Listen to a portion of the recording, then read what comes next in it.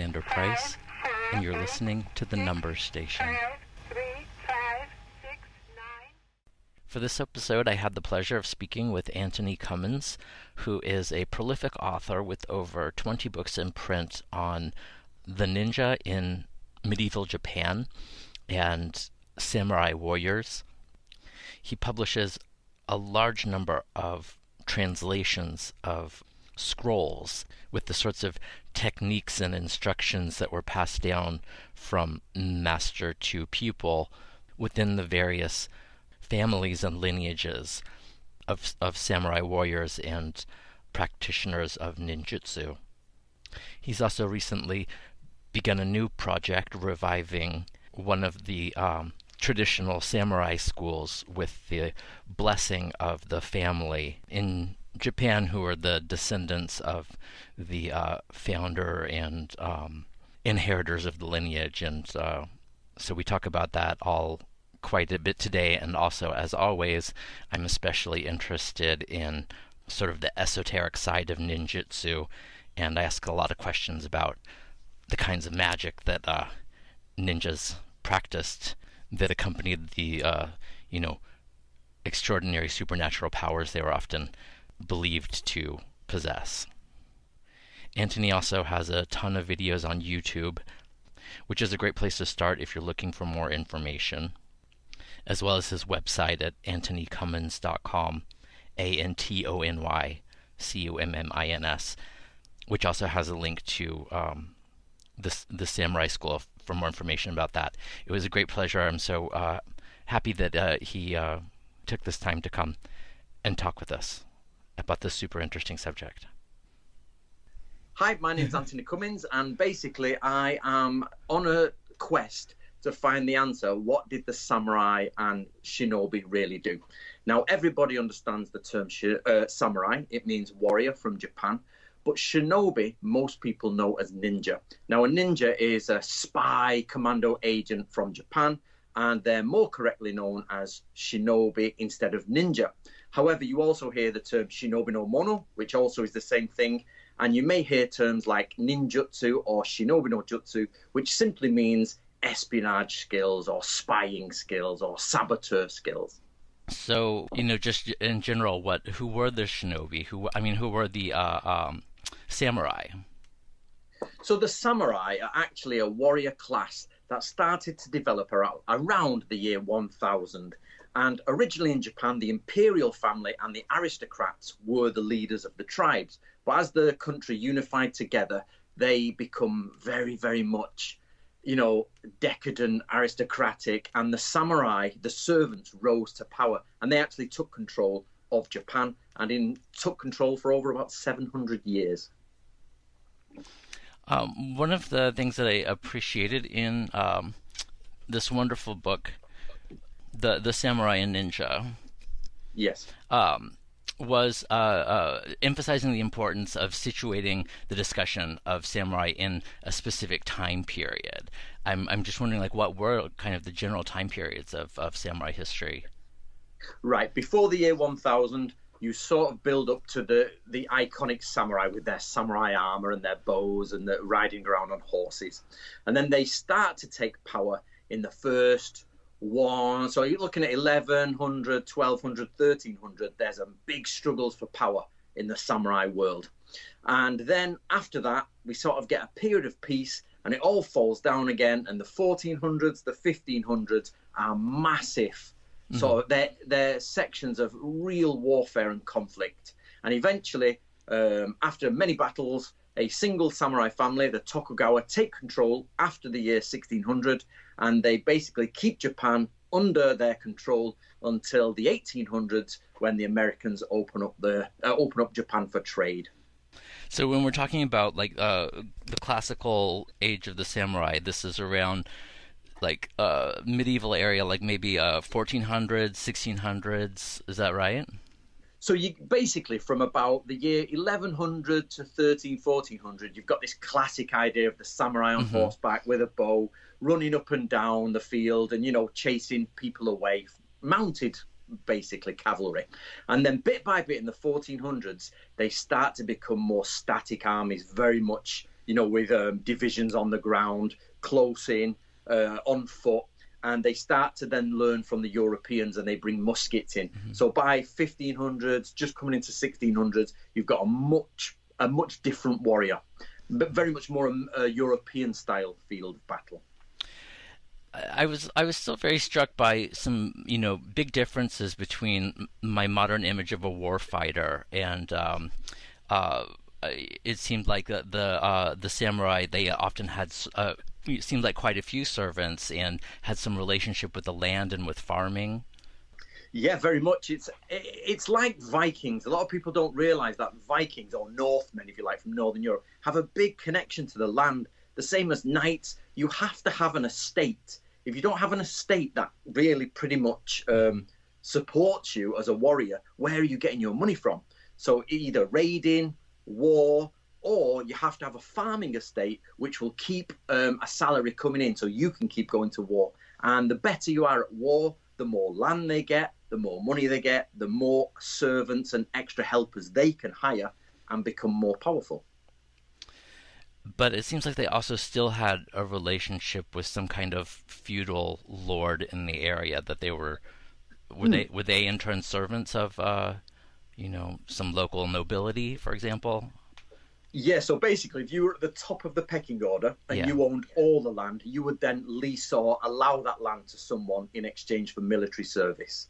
And of course, it goes down the pecking order. So the lower you are in the social hierarchy, the less land you have, the less servants you have, the less power you have. But normally, yes, there's somebody at the peak.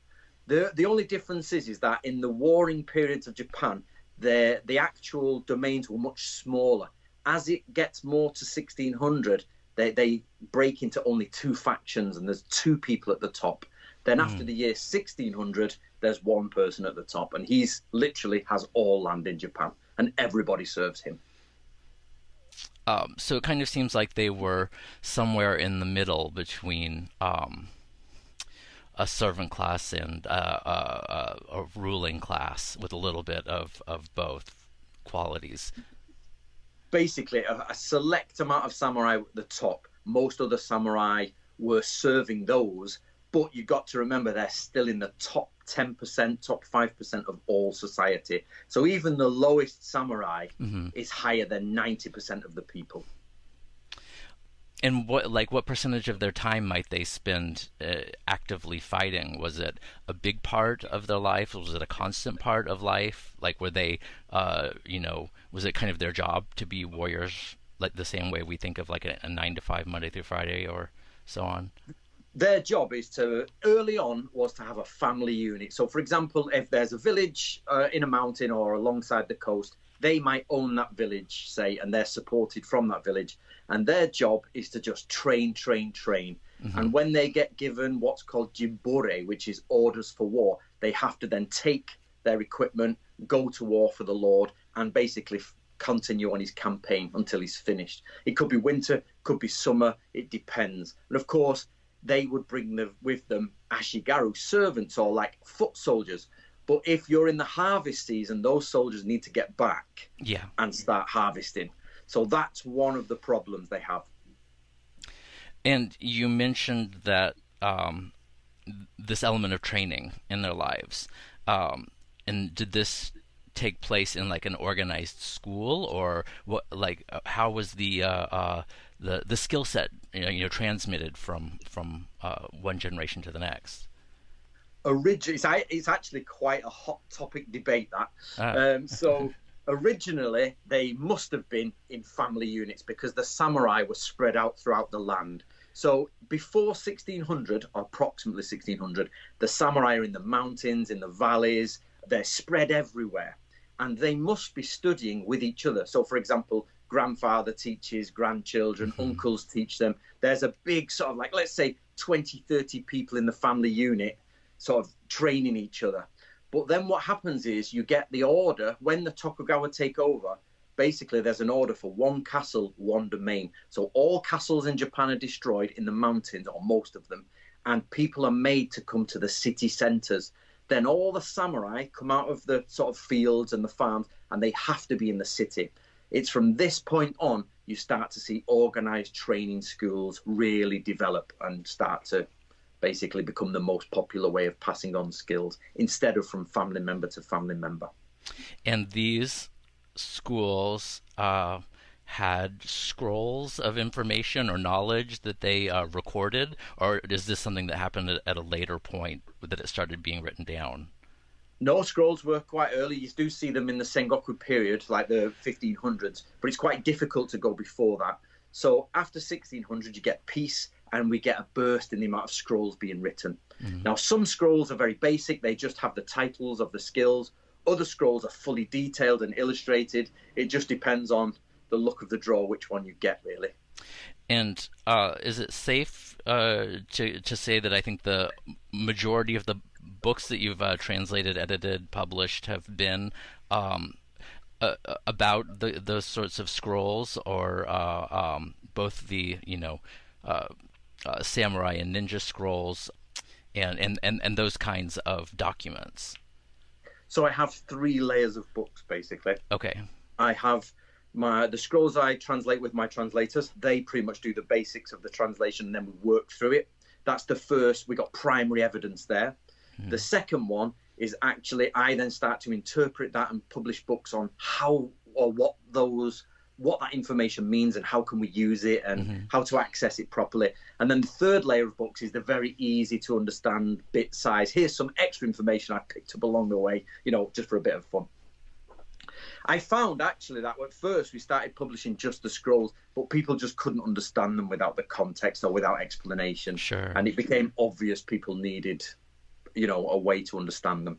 Well, and it's really helpful if there's one person like yourself who has spent so much time, processing and understanding the context, just to be given that introduction rather than having to, everybody reconstruct it. Yes. Yeah. In fact, actually, that's a problem. When people start interpreting it, you get a lot of different sort of opinions on what the text means, and you're like, well, no, because you can't convey the words quite correctly because you've got to stick close to the original. Yeah. But of course, that's got its own problems with its original language, and then if you move too far away to explain, you've stopped translating and more interpreting it then.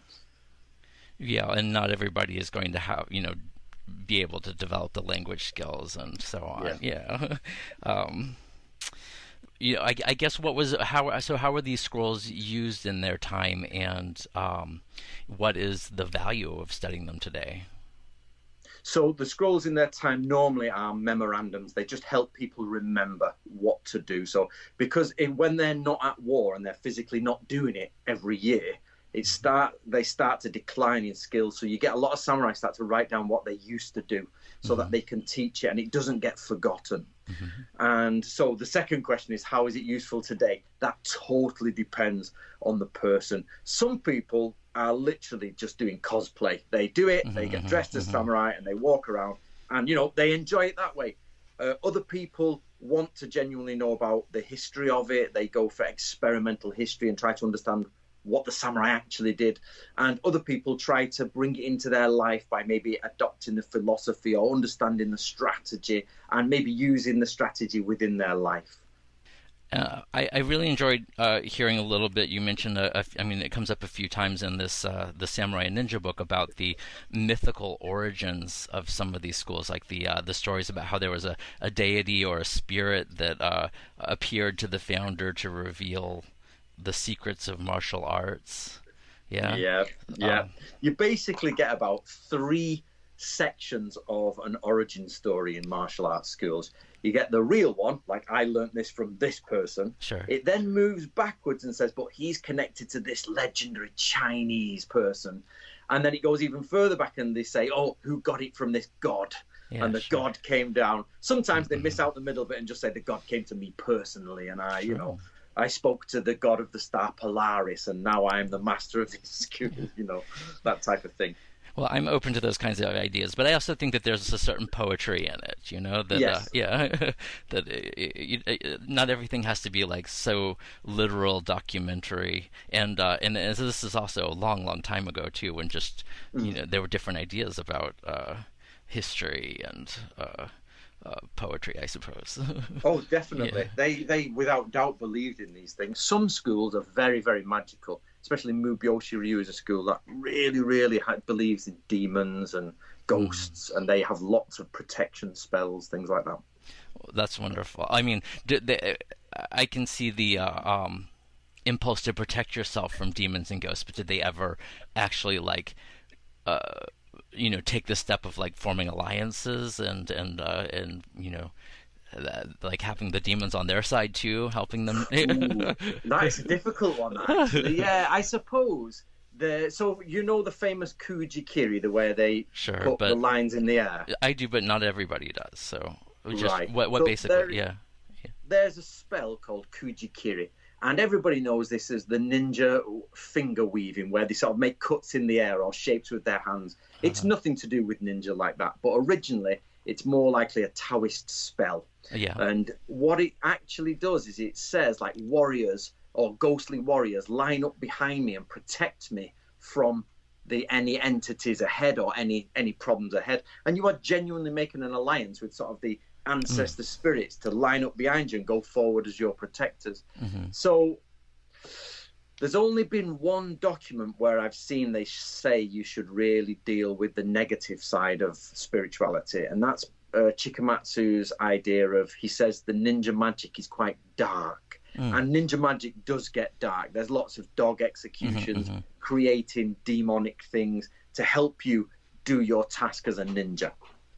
Well, that also touches on another question I was going to ask, is that in a lot of the scrolls you'll see remarks about portions that must be transmitted orally, or secret information. Yeah. And so I feel like you've commented before about the relationship between that secret information and magical practices. Is that the case?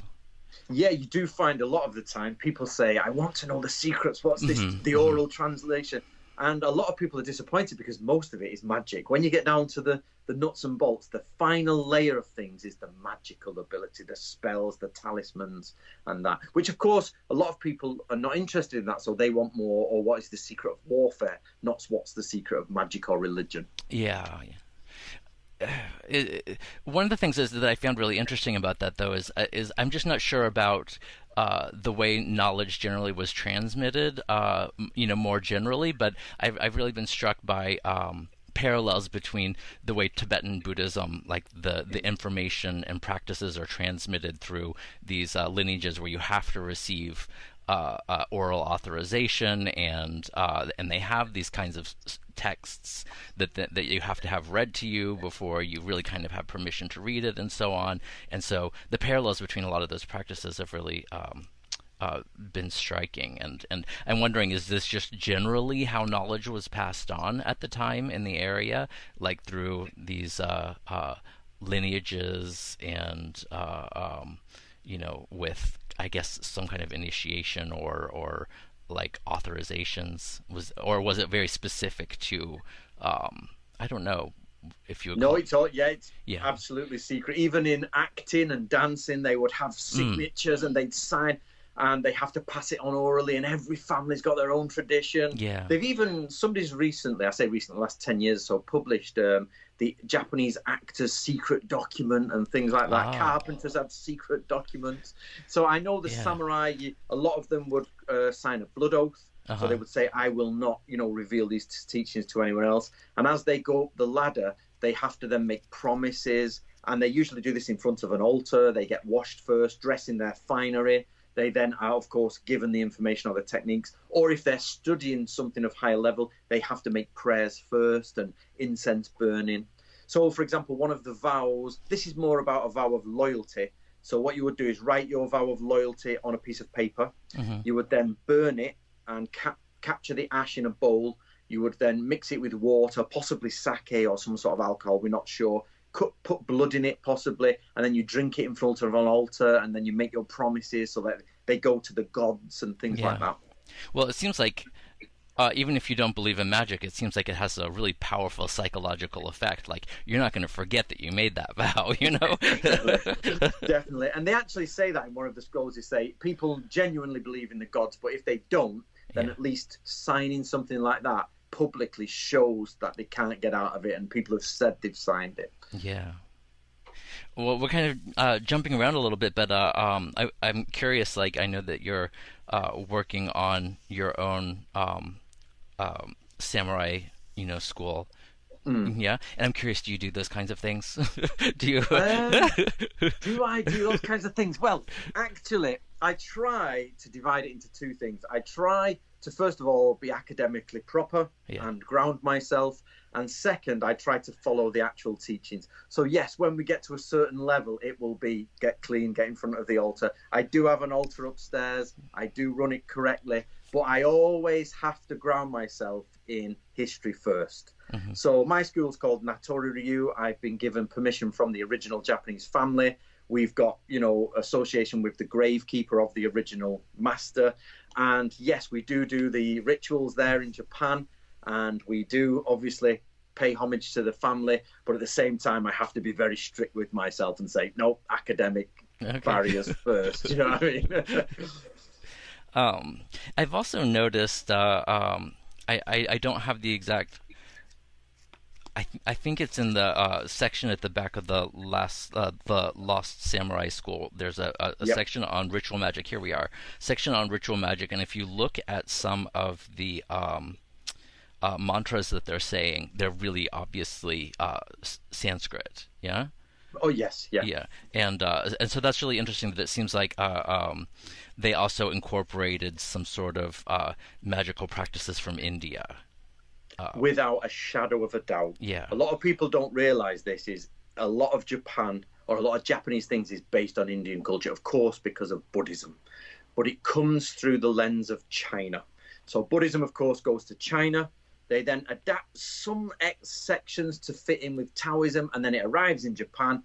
And what actually is the case is they cannot read the Sanskrit a lot of the time. Mm-hmm. They cannot pronounce the mantras. So when you listen to the original mantra in Indian and then listen to it in Japanese, you can see that they're really struggling with it, and they've made it Japanese. Yeah, it happened. The same thing happened in Tibet. That like there's often a very large gap between the Tibetan pronunciation and the Sanskrit. Yeah. So in Japanese, the Sanskrit is known as bonji, sort of basically Indian letters, and they're all over. They have them on swords as protection. Mm-hmm. They have them on their armor. Mm-hmm. They're really popular. Indian magic is really popular in Japan. Well, and you mentioned the sword. This, I've been thinking about it, and I think like the most the popular image of samurai and ninja that I have in my mind from popular media is actually from Kill Bill. Yep. And you talk quite a bit in the Samurai and Ninja book about the sword and the difference between how important the katana was in is in popular media for the samurai versus the reality. Was it not the case that it was quite that big of a deal?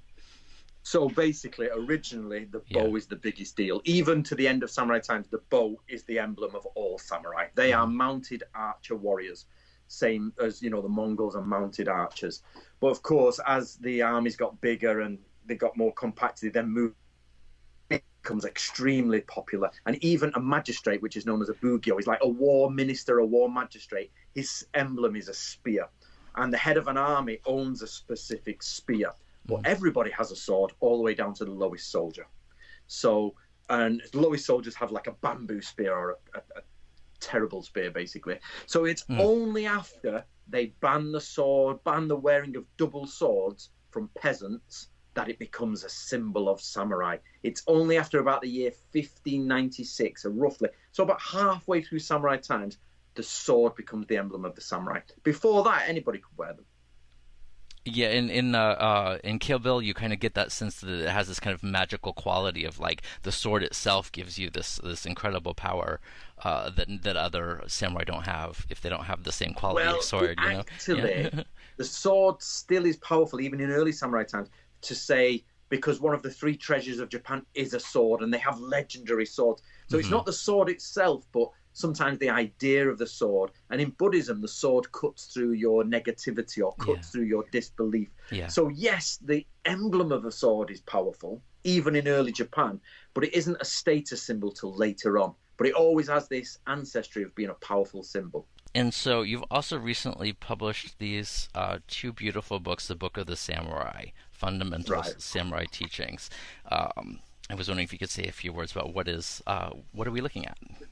So basically, they are the translations of the first 4 scrolls of Natoryu, the school that I have resurrected. Now, the reason I've picked those is simply because there are thousands, tens of thousands of scrolls in Japan that I could pick from. But this is the one school that seems to have started from the beginning and finished at the end and said, this is what samurai actually do. Most other scrolls are like, here's the secret teachings, here's your magic rituals, or here's this bit. That actually, they go from beginning to end, including the arts of the ninja. So they were written by Isui Sensei, who's called Natori Sanjuro Masazumi, and he was alive in the 1600s. And he's actually the 3rd grandmaster of the school. The school starts in the 1500s, but it's him who puts it all together.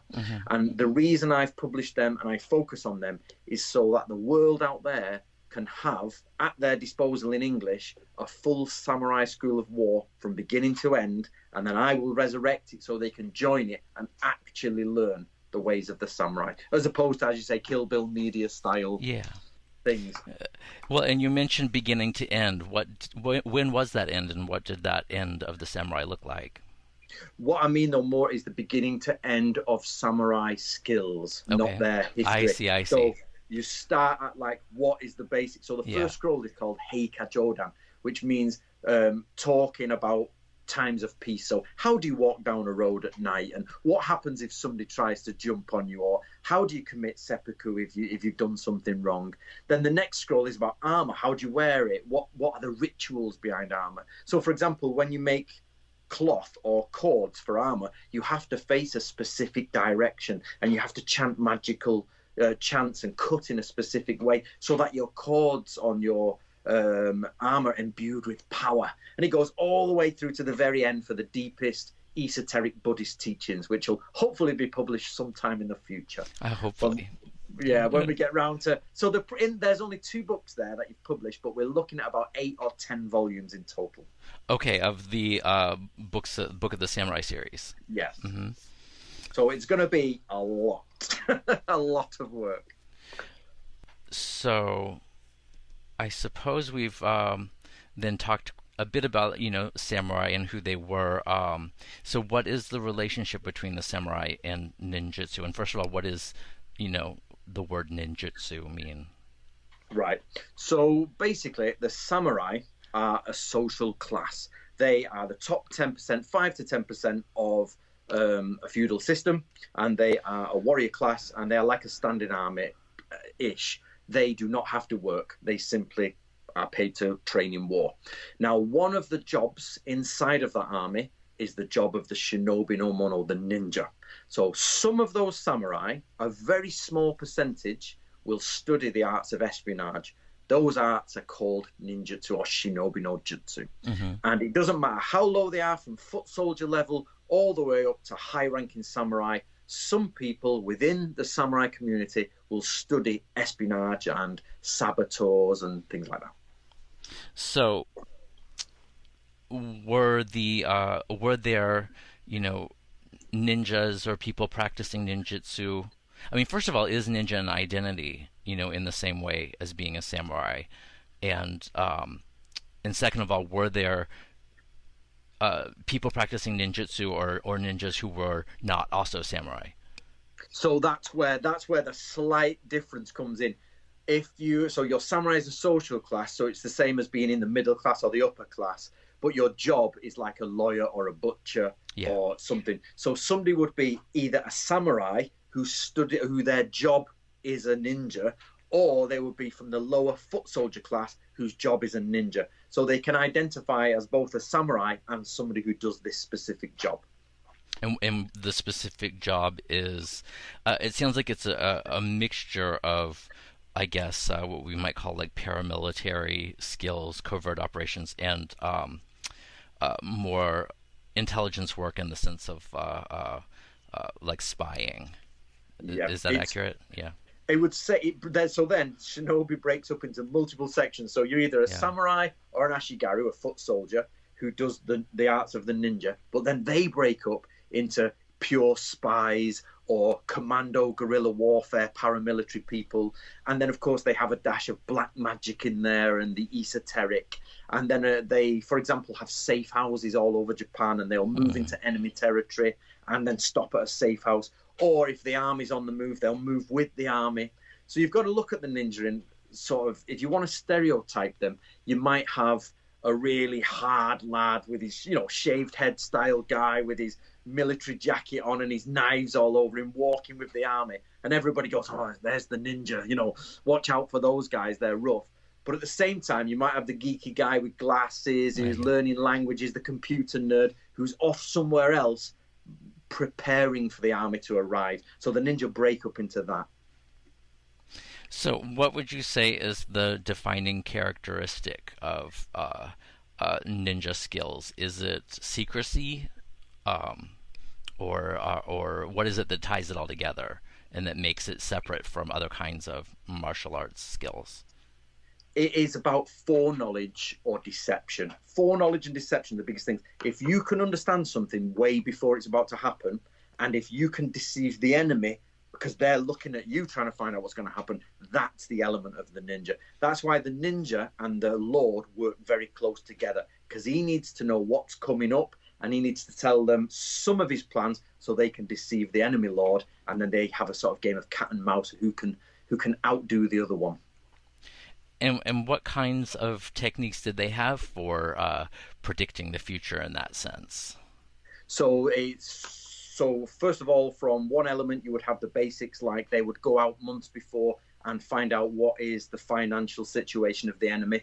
Mm-hmm. They would then count how many people they have and then work out how many warriors they can field on a battlefield. Mm-hmm. So when that army turns up and there's something like, say, 40% short of the amount that should be there, 40% of their warriors are hiding somewhere. So the ninjas got to spend months trying to work that out. Mm-hmm. At the same time, they would then use deception such as double agents. They'd send double agents in, or doom spies. So they send people with the incorrect information and then make sure they're captured. So when they're tortured, incorrect information would come. They would try converting other spies, lots of little different avenues. However, they would even then go into the esoteric and start to send dream magic. So they would try and invade the enemy's dreams. Oh, that's wonderful. I know, it's really cool, isn't it? That's actually Fukushima Ryu, and that is in the Samurai Ninja book. Yeah. And it's there in one of the scrolls. And basically it would say, do this, get this from a graveyard, this type of moss, and you make it, and you do the ritual, and tell the enemy commander in his dreams that he's going to lose and send bad omens. So when people say to me, what do the ninja do? You're like, that is the broadest question in the world. Like, there's so many things they do. But that's also the problem with trying to explain ninjutsu, is it's so broad that it isn't one specific thing. So, for example, archers, as an army goes and you're an archer, you know exactly what they do. They've got to shoot forward. They might have to shoot backwards. They'll do tactics. But they say, what does a ninja do? Like, well, a lot of things all over the place. And that's why in the manual called the Shoninki, it says ninjutsu is like a void. It has no shape. It's just there. You know it's there, but you can't put a shape to it because it branches out everywhere. Well, and one of the things that's really struck me is that, like, today I feel sometimes a little puzzled, like, why does the CIA handle both human intelligence and paramilitary? It just seems so weird to put those two things together. So it was kind of surprising to see the exact same kind of skill sets or activities combined in ninjutsu, thousands of years ago. Yes, they're absolutely same side of so two sides of the same coin. Basically, they go together. So I guess we're gonna open a little bit more about you. You have this book on modern ninja warfare where you kind of talk about the parallels between contemporary intelligence practice and in medieval ninjutsu. So maybe we could talk a little bit about some of the similarities and differences, because I mean, again, like, it does seem there are like a real striking number of similarities. Yeah, that book was actually brought about by the publisher, because for years people have been saying, how can we use it today? So there's a big difference between using it today and then comparing it to the modern one. So I wouldn't say there's been no evolution from ninjutsu to today in Japan. They are not connected. Japan uses a Western system, but you can definitely compare them without a doubt. And as I said before, it's like nowadays you have your special forces and you have your spies. It's quite separate, but there is more of a merger with the ninja. The ninja did seem to go into two. And of course, there was a lot to do with dialects and language because there wasn't such global communication before. So there's a lot of it. We need a language specialist, which I suppose still happens today. You need someone with you on a team as a language specialist. And even the slightest problem with language and you're given away and you'd be executed. Wow, yeah. The way I would say, there's one way I use to show people how dangerous being a ninja actually was. It's like going in today to a modern cartel, a modern sort of drug cartel, infiltrating their troops by becoming a member of them, getting all the passes and security codes you can, getting to the main central figure, killing him, burning the sort of like residence down and escaping while other people then jump through the gate and start murdering everyone. And it's like, would you do that? It's pretty difficult. And you've got to get your lingo down. You've got to look like you're from the street. You've got to do everything. I think that's a great example, and it also strikes me as not entirely far off from what some parts of the intelligence community is actually about today, and really how dangerous it really is. Did you hear about the London shooting the other day? No, we did not. I haven't. So London, there was they released a terrorist, an Islamic terrorist, and he was released halfway through his sentence, and within a few days or a few weeks, he started knifing people. Wow. But they actually, for weeks, had undercover police agents or spies or whatever following them. And he was actually one of those who drew a weapon and shot, I think. So even to today, on the streets of London, they're pretty much doing the same thing. Well, and this reminds me, this is the question that I had forgotten for a moment, was about how these skills, I mean, and this might not necessarily be an answerable question, but like I'm really interested in how these skills survive from one nation or people and are kind of transmitted across generations so, in such a way that like I don't think that like Japan or Europe or any of these people are developing from zero the exact same skills over and over again. So that's just really interesting to like. I guess it's transmitted through military. I guess the development of militaries. I would say it's half and half because you get what we would class as spycraft, where it's just become independently. You need to put somebody else in the enemy. They need to do that. And certain amount of it is universal because everybody needs that. But then, you must have certain skills that are transmitted or people have adopted that skill and they've adopted this. So I think trying to track that would be a very complex. Well, and you'd also have to be very specific. I think, I think there's quite a bit written about the very early days of the CIA, which wasn't all that long ago. The 1940s and 50s is when it started happening. And you can see certain individuals who came in, and this is also the case with this book by Christopher Andrew, The Defense of the Realm. He's talking about the history of MI5. You can see a point where one individual came in, like there had been kind of this ad hoc beginning, and then someone came in who knew what they were doing and started professionalizing it. And that's bringing in those skills from somewhere else. But it also makes me think about there's such a strong emphasis, it seems, in martial arts. I'm more familiar with it in more kind of esoteric circles, but like there's such an emphasis on the authenticity of the lineage, and I think that kind of underscores,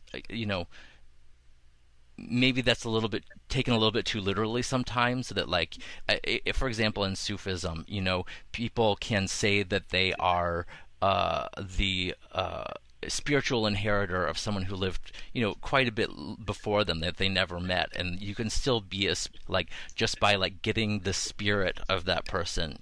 I feel like the idea might actually have been a lot more loose than a lot of people are so literal about it.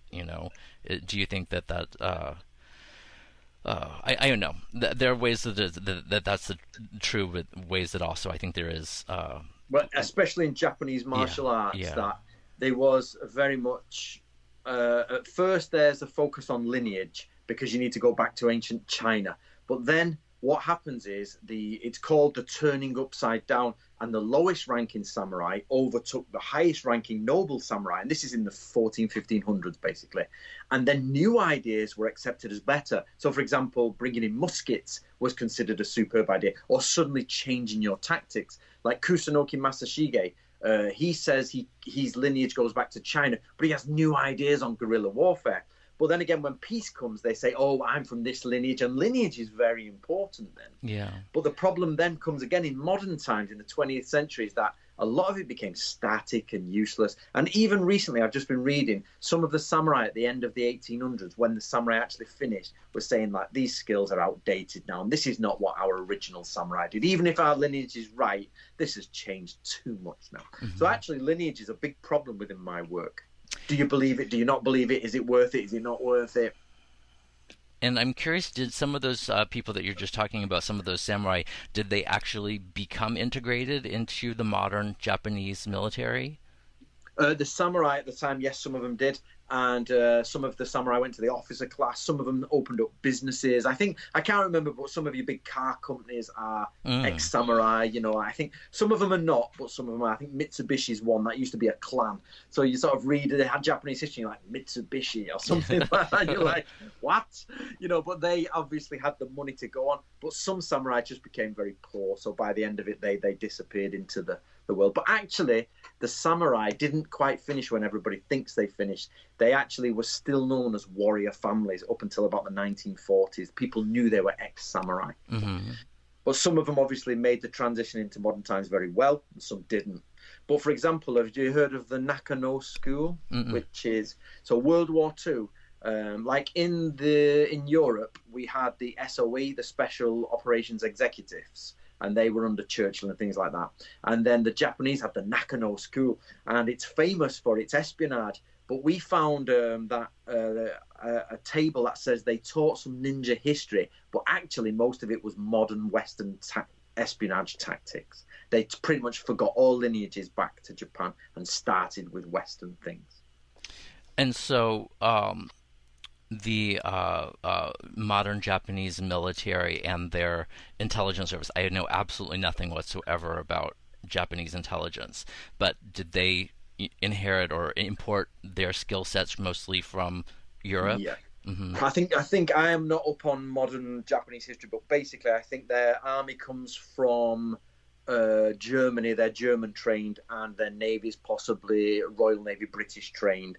And that's how they just start importing and changing their tactics completely. And in fact, by the samurai finish in around 1870, roughly, and by 1904, 1905, they're defeating the Russians as a modern military force. Within literally 30 years, they are a world power in a Western military sense. So we don't know, of course, because it's secret, but their espionage must have gone along the same lines. Interesting. And so a lot of the scrolls that have been translated in the ninja skills books, they do cover in a lot of detail the kind of tradecraft for the Middle Ages. So what do you get from studying that today? From studying that today, to be honest, I get this question a lot, right? And it depends on the person how you answer it, or depends on how you interpret the answer. But I always say, what is better? So there's two answers to this. What is better, having to go on FIFA on your game, your console, and just playing a computer game, or studying ancient ways to rebuild your mind? Do you know what I mean? Sure. And my friend once said to me, if he could do everything James Bond could do, wouldn't it be great? And literally, James Bond is a ninja. That's what he does. So the question is if you can train yourself to be physically fit, to be thin, to be out there, to be in the mountains, to know esoteric magic, to have multiple language skills, to understand explosives, and be as highly trained as a modern special forces, it's not a bad thing. As long as you're not blowing anyone up and you're not using it, you're definitely doing something good with your life. So, but inclusion, if you want to push that to how really useful is it, it's probably more useful mentally than anything. So there's an old saying that 1 day of training in the dojo is 3 days of bravery in the outside world.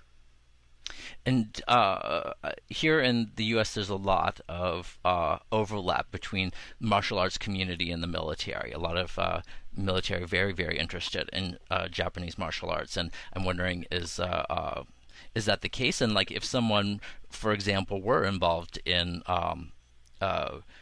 modern intelligence work, would they find value in studying, medieval shinobi or You would ninjutsu? Yeah, find it, yes, in more of the ideas. Though obviously, modern military now is so technologically advanced that you would need to stay with that. But actually, most of it comes from the 13th chapter of Sun Tzu's Art of War. Yeah, the, sure. the sort of that type of it, and absolutely. So, from today's point of view, is just understanding that what are lies and what are not lies, what are mistruths, how the world is presented to you is extremely important. So even modern military, I know they still study Sun Tzu today. And without doubt, I've been contacted by many people in the modern military who say that's pretty much what we do today. And even that, it's helped me understand it's helped me understand deeper. It wouldn't replace modern military because, of course, everybody's evolved. But yes, a person in the modern military will without doubt benefit from going down the old route. And so you speak about it like as a way of organizing your mind.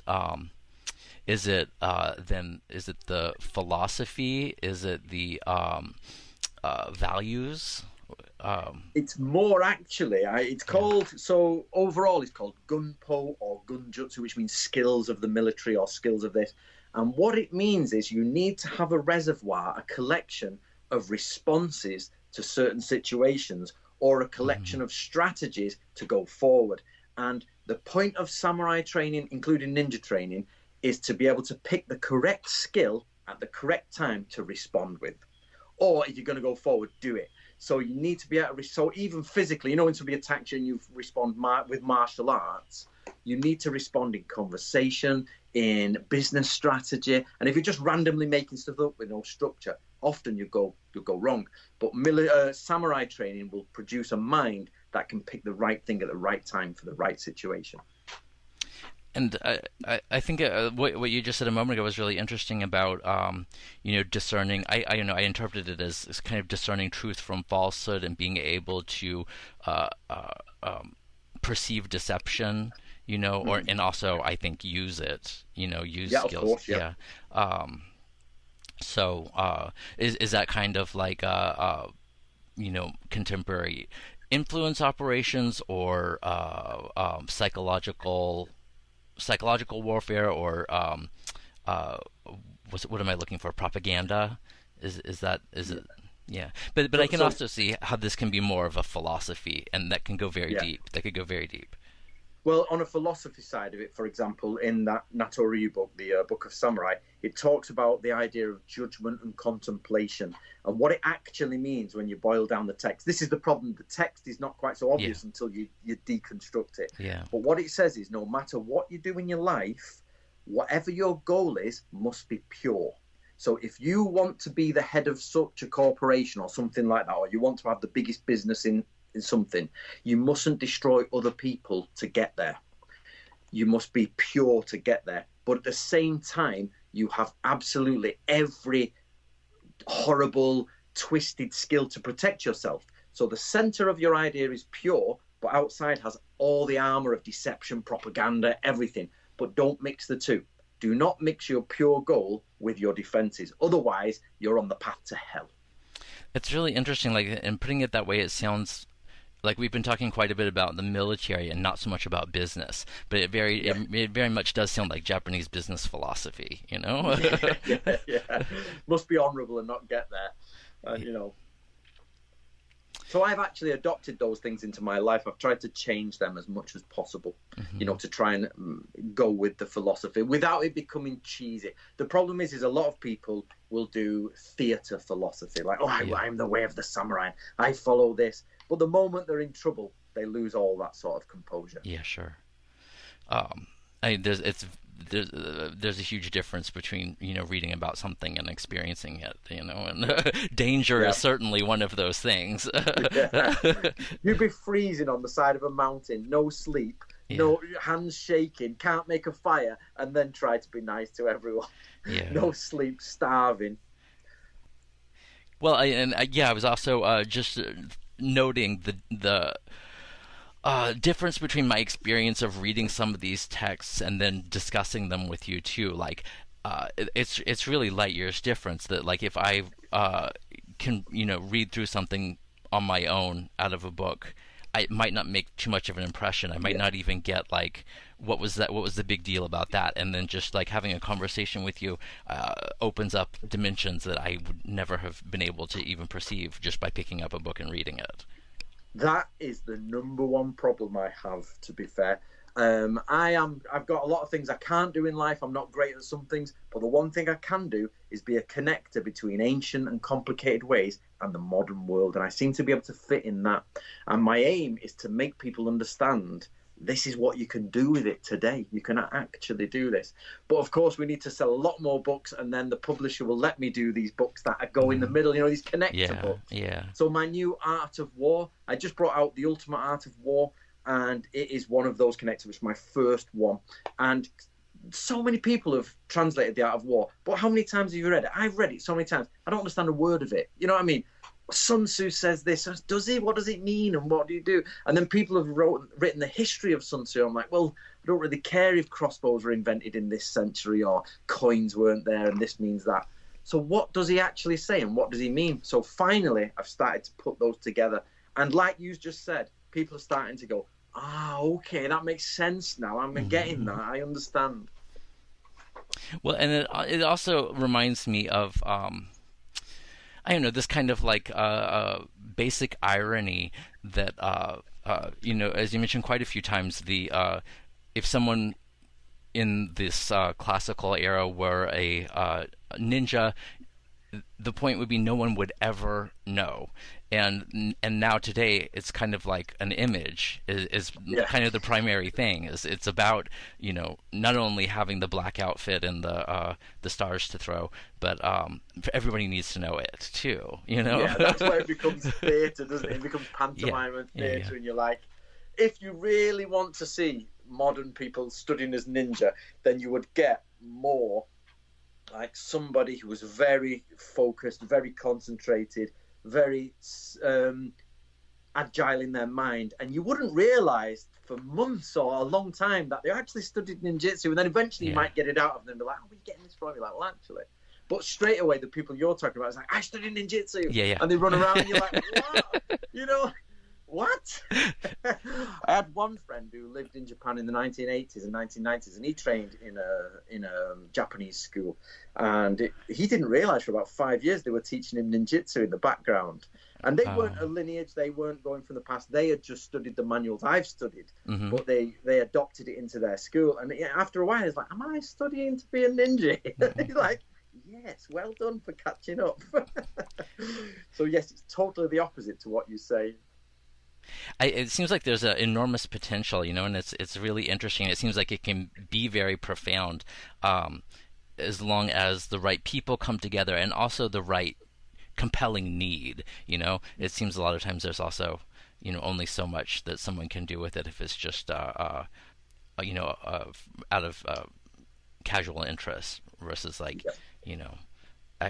people who actually have jobs that it can be integrated into.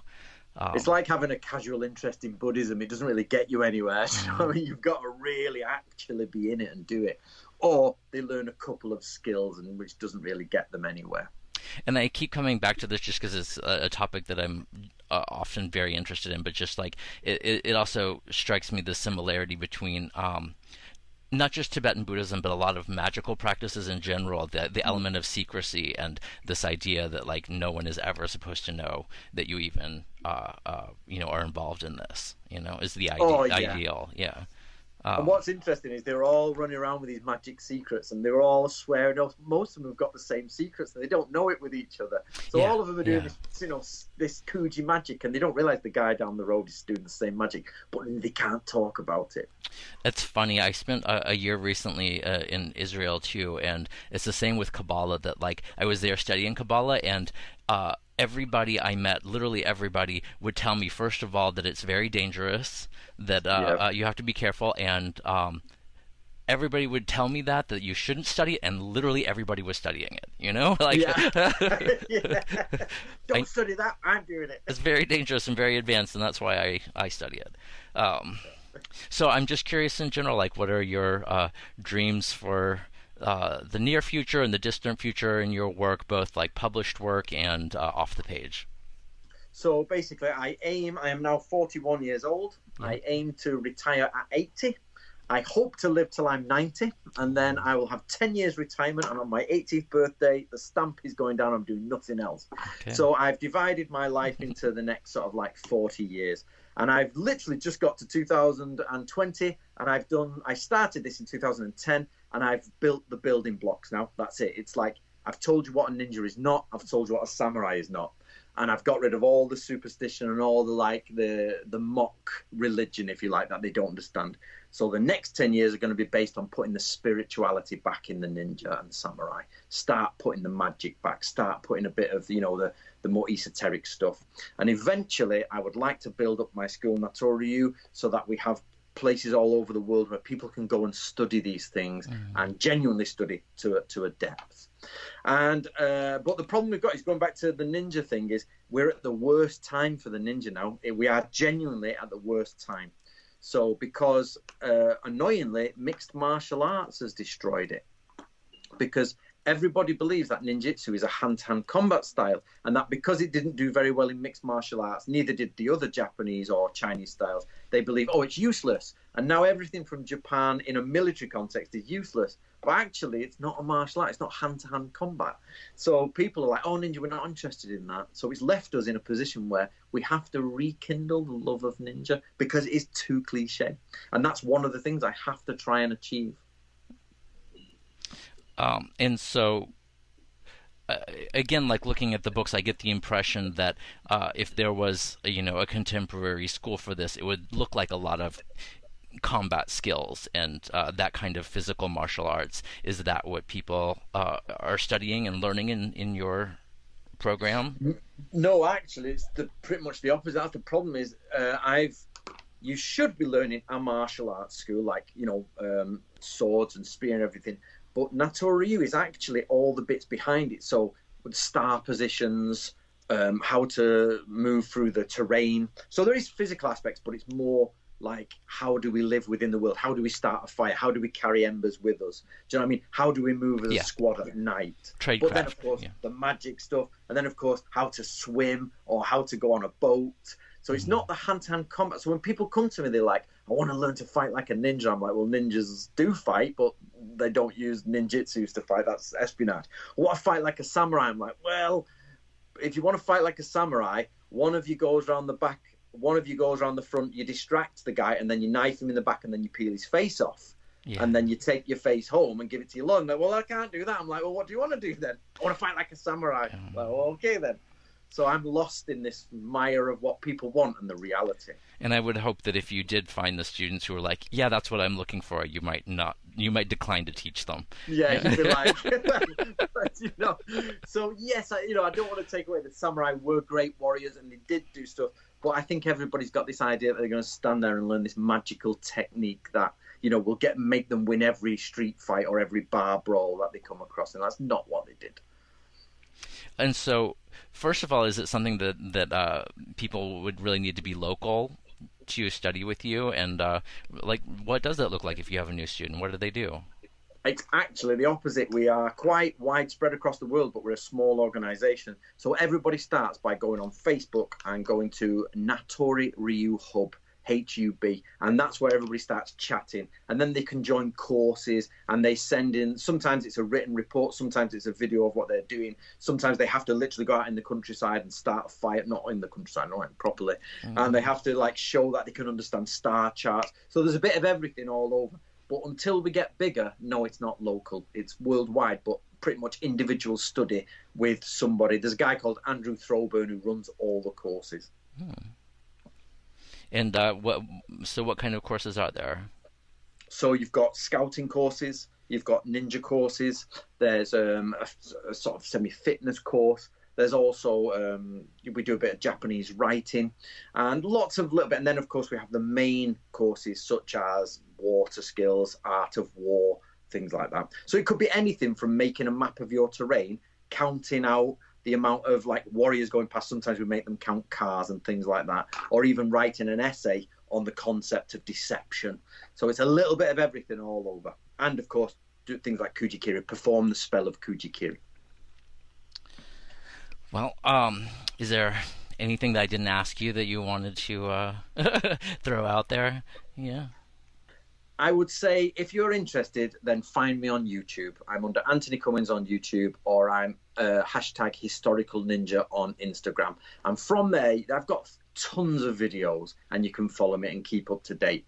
And if you really, really are interested in starting to study, just go onto Facebook and look up Natoryu Hub and speak to a man called Andrew Throwburn. You'll easily find your way there, and that you can get involved. And just please, obviously, have a look at the books and see what you think about historical samurai and ninja skills.